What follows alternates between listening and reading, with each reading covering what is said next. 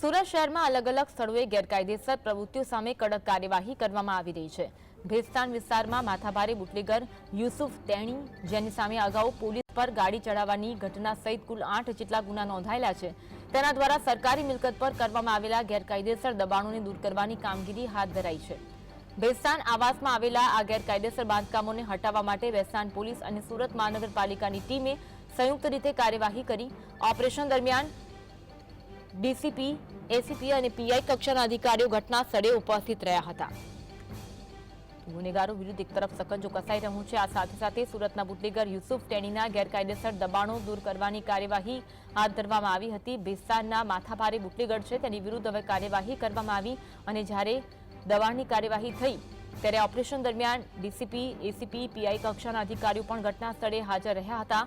યુસુફ તેણી સામે 8 જેટલા ગુના નોંધાઈ ચૂક્યા છે અને પોલીસ અને સુરત મહાનગરપાલિકાની ટીમ દ્વારા ગેરકાયદેસર દબાણો દૂર કરવામાં આવી રહ્યા છે।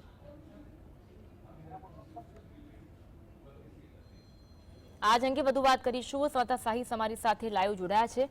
સાહિસ, બુટલેગર વિરુદ્ધ કાર્યવાહી થઈ રહી છે, ગેરકાયદેસર દબાણો દૂર કરવામાં આવી રહ્યા છે। આ કાર્યવાહી દરમિયાન ઉચ્ચ કક્ષાના અધિકારીઓ, ડીસીપી, એસીપી સહિતના પીઆઈ કક્ષાના અધિકારીઓ હાજર રહ્યા હતા। અપડેટ જણાવશો।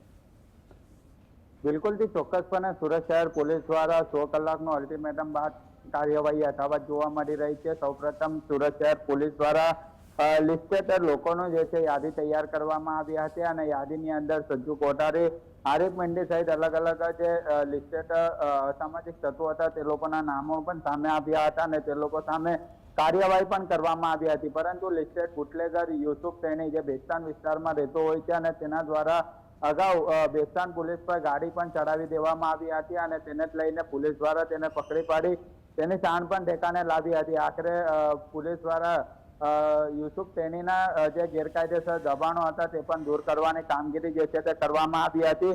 સૌથી વધુ પોલીસના જવાનો, એસીપી, ડીસીપી, પીઆઈ કક્ષાના તમામ અધિકારીઓ જે છે તે ઉપસ્થિત રહ્યા હતા। યુસુફ તેણી જે છે તે કુખ્યાત બુટલેગર છે, અસામાજિક તત્વો સાથે સંકળાયેલો છે અને જે રીતના તેના આવાસની અંદર ગેરકાયદેસર દબાણો હતા તે મહાનગરપાલિકાની ટીમને સાથે રાખી ભેસ્તાન પોલીસ દ્વારા દબાણો જે છે તે દૂર કરવાની કામગીરી કરવામાં આવી હતી। ભેસ્તાન પૂરતી વાત નથી, પરંતુ સુરત શહેરના અલગ અલગ વિસ્તારની વાત કરવામાં આવે તો લિંબાયત છે, ઉધના છે, પાંડેસરા છે, સચિન કાપોદ્રા સહિત અલગ અલગ વિસ્તારની અંદર જે લિસ્ટેડ બુટલેગરો હોય કે અસામાજિક તત્વો જે નામચીન નામ ધરાવતા હોય તેમના ગેરકાયદેસર દબાણો જે છે તે દૂર કરવાની કામગીરી સુરત પોલીસની ટીમ દ્વારા હાથ ધરવામાં આવી રહી છે અને ખાસ કરીને ડ્રોન દ્વારા પણ નજર રાખવામાં આવી રહી છે।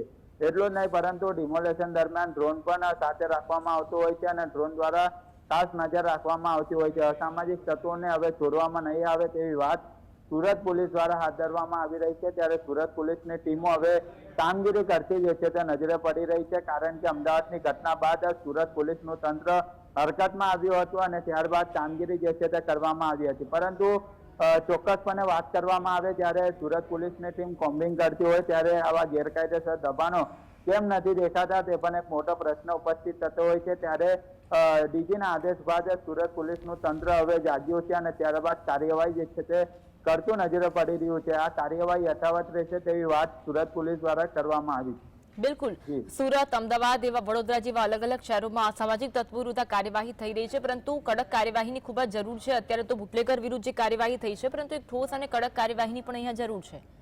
સાહિસ, બિલકુલ ચોક્કસપણે સુરત, અમદાવાદ, રાજકોટ, વડોદરા સહિત અલગ અલગ શહેરોની અંદર જે કાર્યવાહી જે છે તે કરવામાં આવી રહી છે, પરંતુ સુરત પોલીસ હવે ગુનેગારોને એક જ વસ્તુ કહેતી નજરે પડી રહી છે, કાં તો ગુનેખોરી છોડો કાં તો પછી ગુજરાત છોડો। એક વાત જે છે તે સ્પષ્ટપણે સામે આવી રહી છે। એટલે કે સુરત પોલીસની ટીમો દ્વારા હવે ગેરકાયદેસર દબાણો દૂર કરવામાં આવી રહ્યા છે, તમામની માહિતી મંગાવવામાં આવી રહી છે અને કેટલાક બુટલેગરો હોય કે અસામાજિક તત્વો જે કાર્યવાહી બાદ પણ અહીંથી ભાગી છૂટ્યા છે તેમની સામે પણ કાર્યવાહી કરવા માટે સુરત પોલીસ તટસ્થ જોવા મળી રહી છે, કારણ કે તેમની પાસે પણ એક ટીમો જે છે તે લગાવી દેવામાં આવી છે અને તેમની સામે પણ કાર્યવાહી કરવામાં આવશે આવનારા સમય દરમિયાન। પરંતુ ચોક્કસપણે જ્યારે ઘટના બનતી હોય ત્યારે જ કામગીરી કરવામાં આવતી હોય છે। 100 કલાકનું અલ્ટિમેટમ ડીજી દ્વારા આપવામાં આવ્યું હતું, 100 કલાકના અલ્ટિમેટમ પૂર્ણ થઈ ચૂક્યું છે। સુરત પોલીસની કાર્યવાહી યથાવત જોવા મળી રહી છે। એટલે કે યુસુફ તેણી જેવા અલગ અલગ જેટલા બુટલેગરો છે તેમને